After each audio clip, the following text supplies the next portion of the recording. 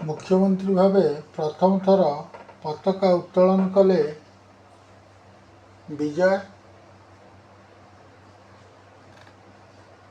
तमिलनाडु मुख्यमंत्री सी जोसेफ विजय fort Saint George complex रे तिरंगा उत्तोलन करथिले। एही कार्यक्रम रे तांको पितामाता और घनिष्ठ बंधु त्रिशा कृष्णन को देखा मिलता। तेबे तृष्णा को आगधाड़ी बसीथिबा देखा मिलता। विजय मुख्यमंत्री हेबा परठारु तृषा अनेक कार्यक्रम रे उपस्थित होइचंती।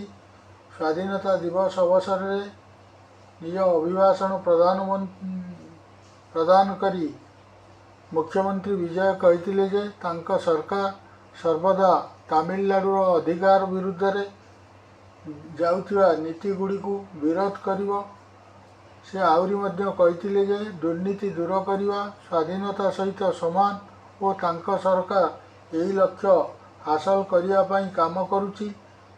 से उल्लेख करथिले जे सार्वजनिक पांठी को व्यक्तिगत पॉकेट रे जीवाकू रोकिया पई पदक्षेप निया जायछि और समस्त विभागरु दुर्नीति दूर करिया पई निरंतर कार्यानुष्ठान ग्रहण करा जायछि।